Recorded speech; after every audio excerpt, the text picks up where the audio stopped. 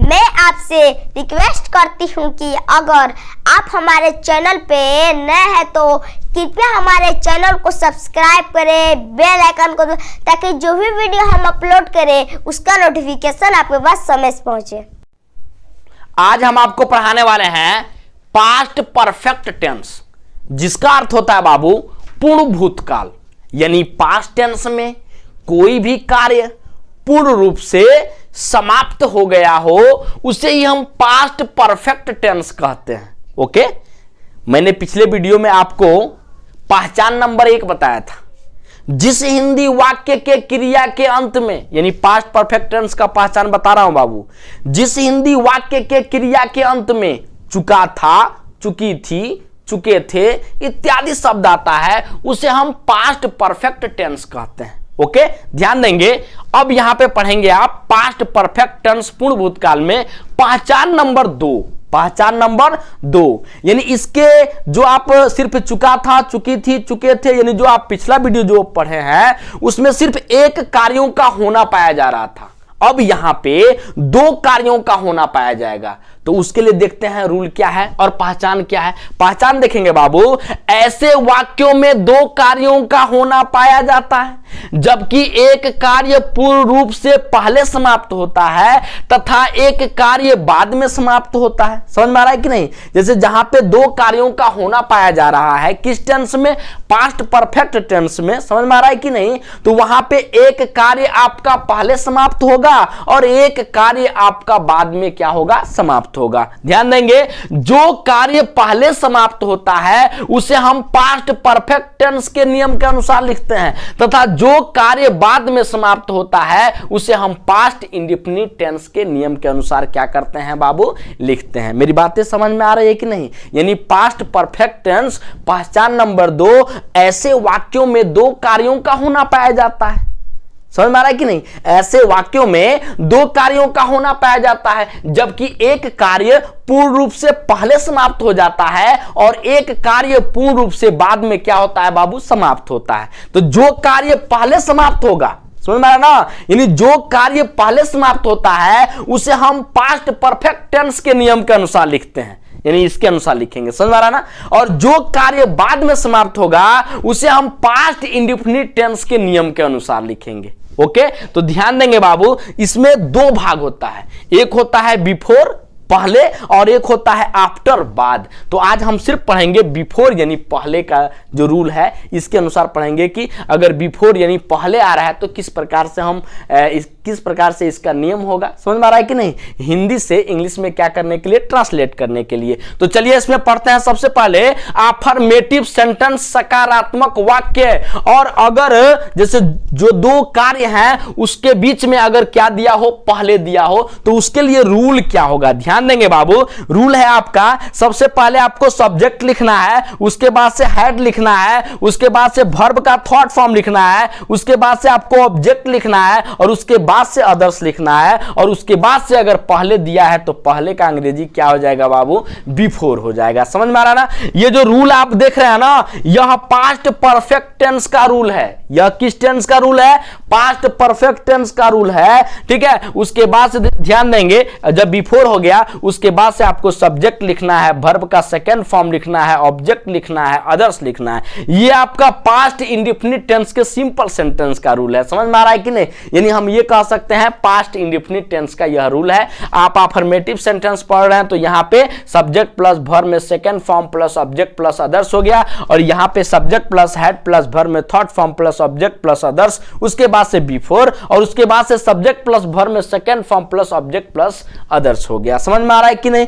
ध्यान देंगे बाबू, यहां जो है ये जो पास्ट परफेक्ट टेंस में है, यानी यहां पे उसी सेंटेंस का ये नियम है, जो कार्य पहले समाप्त होगा, समझ में आ रहा ना, उसको हम पास्ट परफेक्ट टेंस के रूल के अनुसार लिखेंगे, जो कि रूल आपका ये होगा। और जो कार्य बाद में समाप्त होगा उसको हम पास्ट इंडेफिनिट टेंस के नियम के अनुसार लिखेंगे, जो कि रूल देखिए आपका यहां है, सब्जेक्ट प्लस वर्ब में second form plus object plus others. लगभग आपको समझ में आ गया होगा। ध्यान देंगे बाबू, अब इस सेंटेंस को देखेंगे। बहुत हमारे ऐसे स्टूडेंट है कि जब भी पूरा टेंस पढ़ लेते हैं और जब वो आते हैं पास्ट परफेक्ट टेंस में और जब आता है आफ्टर बिफोर वाला तो बड़ा भ्रमित होते हैं, उनको बहुत कम समझ में आता है। तो थोड़ा सा ध्यान देंगे और आज आपको समझना है चाहे जैसे भी हो, और हमें समझाना है कि आपको यह टेंस अच्छे तरीके से ढंग आ जाए। ओके, ध्यान देंगे बाबू। पहला सेंटेंस आपका है, डॉक्टर के आने के पहले मरीज मर चुका था। डॉक्टर के आने के पहले मरीज क्या हो चुका था? मर चुका था। सबसे पहले देखिए इस सेंटेंस में दो कार्यों का होना पाया जा रहा है। पहला कार्य डॉक्टर का आना और दूसरा कार्य मरीज का क्या होना बाबू? मरना। समझ में आ रहा ना? तो अब इस सेंटेंस में हम ये डिसाइड करेंगे, ये चूज करेंगे कि कौन सा काम पहले समाप्त हो रहा है। तो ध्यान दीजिएगा, डॉक्टर के आने से पहले यानी डॉक्टर अभी आया क्या था? नहीं था, उसके पहले ही मरीज क्या हो चुका था बाबू? मर चुका था। तो आप डिसाइड कर चुके होंगे कि इस सेंटेंस में कौन सा कार्य पहले समाप्त हुआ है। समझ में आ रहा है कि नहीं? यहां पे मरीज मर चुका था, यानी डॉक्टर के आने से पहले डॉक्टर अभी आया क्या था? नहीं था, उसके पहले ही मरीज क्या हो चुका था? मर चुका था। तो यहां पे ध्यान देंगे, ये कार्य आपका पहले समाप्त हो रहा है, तो इस कार्य को आप पहले लिखेंगे, वो भी किस टेंस में लिखेंगे? पास्ट परफेक्ट टेंस के नियम के अनुसार लिखेंगे, जो कि आपका यहां पे नियम लिखा हुआ है, subject plus had plus verb में third form plus object plus others, और उसके बाद से आपका पहले आया है तो क्या लिखेंगे? बिफोर लिखेंगे। तो चलिए सेंटेंस की शुरुआत करते हैं। मरीज मर चुका था, इस सेंटेंस को हम कहां लिखेंगे? पहले लिखेंगे, पास्ट परफेक्ट टेंस के नियम के अनुसार लिखेंगे। तो ध्यान देंगे बाबू, मरीज मर चुका था। सबसे पहले आपका रूल क्या कह रहा है? सब्जेक्ट को लिखिए, कर्ता को लिखिए। इसमें कर्ता क्या है? मरीज। तो सबसे पहले हम मरीज का अंग्रेजी लिखेंगे द पेशेंट। द पेशेंट हो गया। उसके बाद से आपका सहायक क्रिया इस टेंस का क्या है? मतलब पास्ट परफेक्ट टेंस का क्या है? हैड। तो यहां पे आपका क्या हो जाएगा बाबू? हैड हो जाएगा। समझ में आ रहा है कि नहीं? उसके बाद से देखिए वर्ब का तीसरा फॉर्म यानी क्रिया का तीसरा रूप लिखना है। तो इस सेंटेंस में आप क्रिया ढूंढेंगे कहां है? क्रिया क्या है बाबू? मरना। और मरना का अंग्रेजी क्या होता है? डाई होता है। क्या होता है? डाई होता है। और आप कौन सा फॉर्म लिखेंगे? तीसरा फॉर्म लिखेंगे, तो डाइड हो जाएगा। यानी द पेशेंट हैड, उसके बाद क्या हो जाएगा बाबू? डाइड हो जाएगा।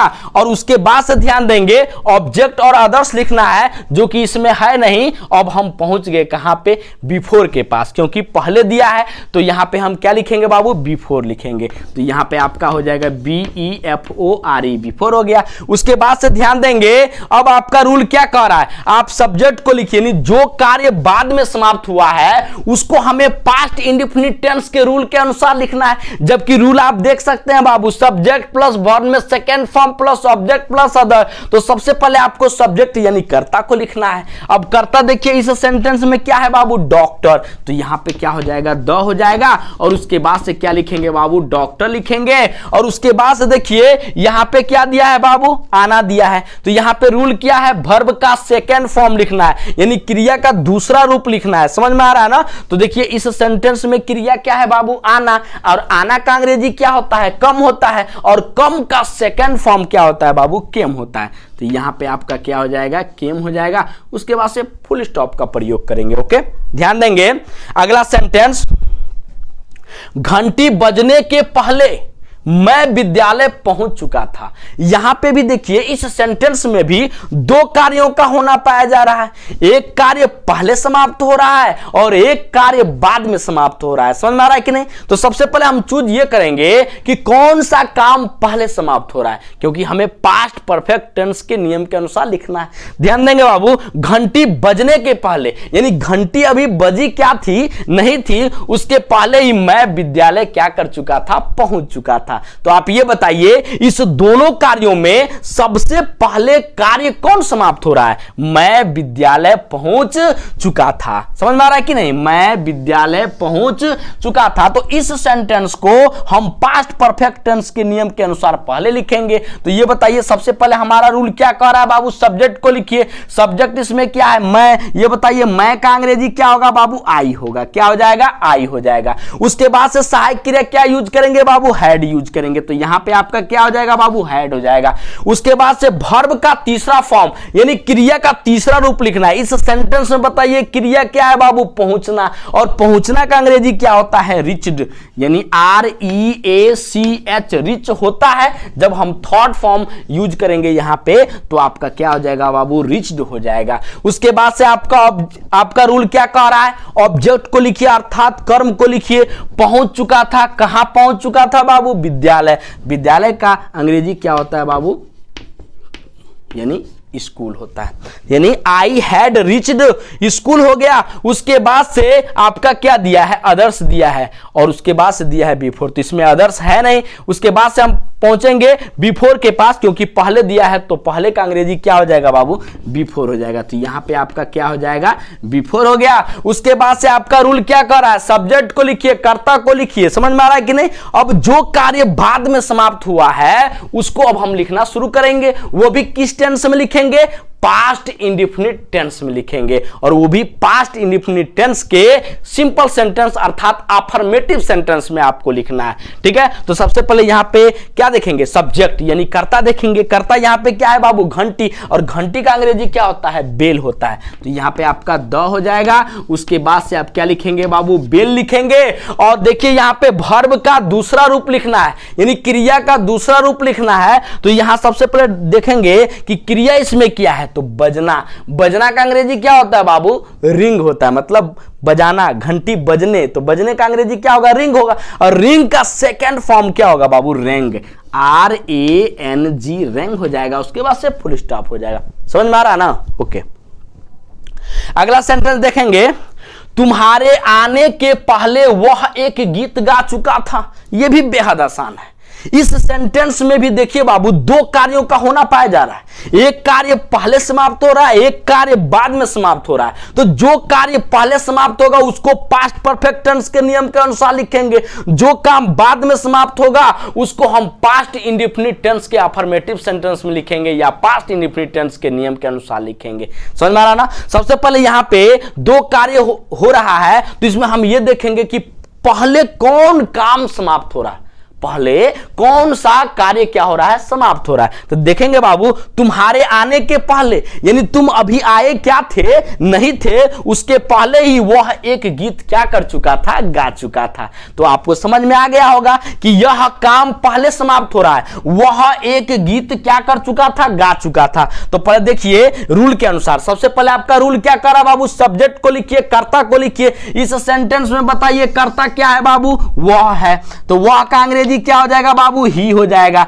ही के साथ सहायक क्रिया क्या लगाएंगे, पास्ट परफेक्ट टेंस में हैड लगाएंगे। उसके बाद से क्रिया का कौन सा रूप लिखना है, तीसरा रूप लिखना है। इसमें क्रिया क्या है बाबू, गाना। गाना का अंग्रेजी क्या होता है, सिंग, और सिंग का जब थर्ड फॉर्म लिखेंगे तो सिंग, सेंग, संग होता है, SUNG। तो यहां पे आपका हो जाएगा बाबू SUNG, संग हो गया। उसके बाद से आपका रूल क्या कह रहा है बाबू, ऑब्जेक्ट को लिखिए। अब इस सेंटेंस में ऑब्जेक्ट क्या है, एक गीत, तो संग के बाद हो जाएगा ए, और गीत का अंग्रेजी क्या हो जाएगा बाबू, सॉन्ग हो जाएगा। उसके बाद से पहले दिया है तो पहले का अंग्रेजी क्या हो जाएगा बाबू, बिफोर हो जाएगा। क्या हो जाएगा, बिफोर।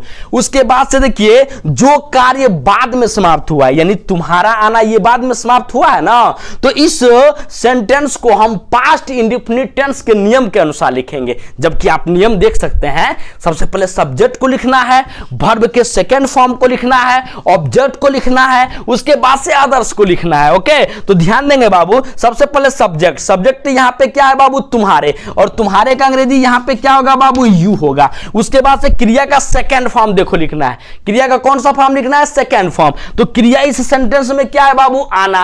आना का अंग्रेजी क्या होता है, कम, और कम का सेकेंड फॉर्म क्या होता है, केम होता है। तो यहां पे आपका क्या हो जाएगा बाबू, केम हो जाएगा, और उसके बाद से फुल स्टॉप का प्रयोग कर लेंगे। ओके, अगला सेंटेंस देखेंगे बाबू, मेरे आने के पहले वह बगीचे में टहल चुका था। यहां पे भी देखिए दो कार्यों का होना पाया जा रहा है।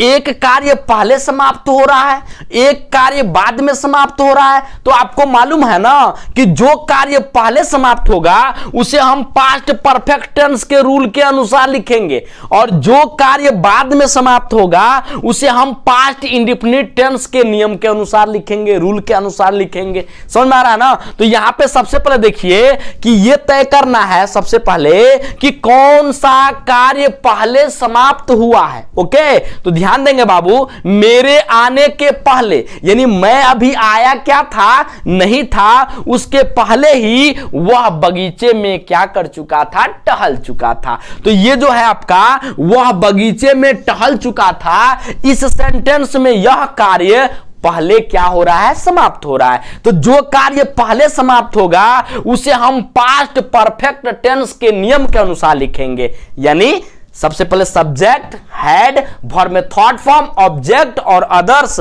और पहले आएगा तो बिफोर हो जाएगा। समझ आ रहा ना? तो ध्यान देंगे, वह बगीचे में टहल चुका था, बताइए वह का अंग्रेजी क्या होगा बाबू, ही होगा। क्या होगा, ही। और सहायक क्रिया यहां पे क्या यूज करेंगे बाबू, हैड यूज करेंगे। ओके, उसके बाद से ध्यान देंगे, उसके बाद से क्या है, क्रिया लिखना है ना। क्रिया यहां पे क्या है बाबू, टहलना। टहलने का अंग्रेजी क्या होता है, वॉक होता है। तो WALKED, वॉकड हो जाएगा, यानी क्रिया का थॉट फॉर्म लिखना है। उसके बाद से कहां दिया, ऑब्जेक्ट क्या है, बगीचे में, तो यहां पे हो जाएगा Babu in the garden, in the, उसके बाद से क्या हो जाएगा, गार्डन हो जाएगा। इन द क्या हो गया, गार्डन। उसके बाद से ध्यान देंगे, अब जो कार्य पहले समाप्त हुआ है वो तो हम लिख दिए पास्ट परफेक्ट टेंस के अनुसार। अब जो कार्य बाद में समाप्त होगा उसे हम पास्ट इंडेफिनिट टेंस के अनुसार लिखेंगे। जैसे कि आप देख सकते हैं, ये वाला जो कार्य है, मेरे आने के पहले, यानी यहां तक, ये आपका कब समाप्त हुआ है बाबू, बाद में समाप्त हुआ है। तो सबसे पहले यहां पे आपका ये पास्ट परफेक्ट टेंस आपका पूरा हो ही गया है। तो सबसे पहले का अंग्रेजी आप लिख लीजिए, तो यहां पे आपका हो जाएगा बाबू बिफोर। क्या हो जाएगा, बिफोर हो जाएगा। उसके बाद से ध्यान देंगे, ये आपका पास्ट इंडेफिनिट टेंस के रूल के अनुसार लिखाएगा, ठीक है ना। क्यों लिखाएगा, इसलिए लिखाएगा क्योंकि यह जो कार्य है बाद में समाप्त हुआ है। तो सबसे पहले सब्जेक्ट लिखेंगे, या देख सकते हैं यहां पे सबसे पहले सब्जेक्ट लिखना है, फिर वर्ब में सेकंड फॉर्म, उसके बाद से ऑब्जेक्ट। तो सबसे पहले सब्जेक्ट, सब्जेक्ट यहां पे क्या है बाबू, मेरे। मेरे का अंग्रेजी क्या होता है बाबू, आई होता है। क्या होता है बाबू, आई, ठीक है। तो यहां पे आपका आई हो जाएगा। उसके बाद से क्रिया का सेकंड फॉर्म यानी आना। आना का अंग्रेजी क्या होता है, कम, और कम का सेकंड फॉर्म क्या होता है बाबू, केम होता है। तो यहां पे आपका क्या हो जाएगा बाबू, केम हो जाएगा। और उसके बाद से फुल स्टॉप का प्रयोग करेंगे। ओके, ध्यान देंगे, यहां सेंटेंस देखेंगे बाबू, ये सेंटेंस थोड़ा सा आपको नर्वस करता होगा, ठीक है ना। ध्यान देंगे, जब मैं विद्यालय पहुंचा तो घंटी बज चुकी थी। तो यहां ध्यान दीजिए, जब मैं विद्यालय पहुंचा, यानी ये आपका पास्ट इंडेफिनिट टेंस है, तो घंटी क्या हो चुकी थी, बज चुकी थी। ये आपका पास्ट परफेक्ट टेंस है। समझ में आ रहा है कि नहीं? तो यहां पे क्या करेंगे आप, जब मैं विद्यालय पहुंचा, यानी मैं विद्यालय पहुंच गया, और उसके बाद से घंटी क्या हो चुकी थी, बज चुकी थी। तो इसको सीधा ही मतलब इसका हम ट्रांसलेट करेंगे, देखेंगे कैसे ट्रांसलेट करना है। सबसे पहले जब का अंग्रेजी बाबू हो जाएगा व्हेन। क्या हो जाएगा, व्हेन हो जाएगा। उसके बाद से मैं का अंग्रेजी क्या हो जाएगा बाबू, आई। ओके, उसके बाद से आपको वर्ब का दूसरा फॉर्म लिखना है, क्रिया का दूसरा फॉर्म। तो पहुंचना का अंग्रेजी क्या हो जाएगा बाबू, रीच्ड। क्या हो जाएगा, रिच्ड हो जाएगा, क्योंकि रिच होता है, और रिच का सेकेंड फॉर्म जो होता है बाबू, रिच्ड होता है। ओके, उसके बाद से कहां पहुंच चुका था, यानी विद्यालय। तो उसके बाद से क्या हो जाएगा बाबू, स्कूल हो जाएगा, SCHOOL, स्कूल हो गया। उसके बाद देखिए तो दिया है, तो के लिए हम कोई अंग्रेजी नहीं लिखते हैं, सिर्फ कामा लगा देते हैं। तो यहां पे हो गया, कामा हो गया। उसके बाद देखेंगे घंटी बज चुकी थी, तो ये पास्ट परफेक्ट टेंस में कार्य हो रहे हैं। समझ आ रहा ना? तो सबसे पहले घंटी का अंग्रेजी लिखेंगे द बेल। क्या हो जाएगा बाबू, द बेल हो जाएगा। उसके बाद से ये बताइए, पास्ट परफेक्ट टेंस में सहायक क्रिया आप क्या यूज करते हैं बाबू, हैड यूज करते हैं। तो क्या हो जाएगा, द बेल के बाद से क्या हो जाएगा बाबू, हैड हो जाएगा। और उसके बाद से बजना का अंग्रेजी रिंग होता है। रिंग का थर्ड फॉर्म हम क्या लिखेंगे, यानी रिंग, रेंग, रंग, यानी जो थर्ड फॉर्म है आपका वो रंग हो जाएगा, RUNG, रंग। उसके बाद से आप क्या यूज करेंगे, फुल स्टॉप का यूज करेंगे। अगर हमारी वीडियो आपको पसंद आए तो आपसे रिक्वेस्ट है कि अभी भी सब्सक्राइब कर लें प्लीज।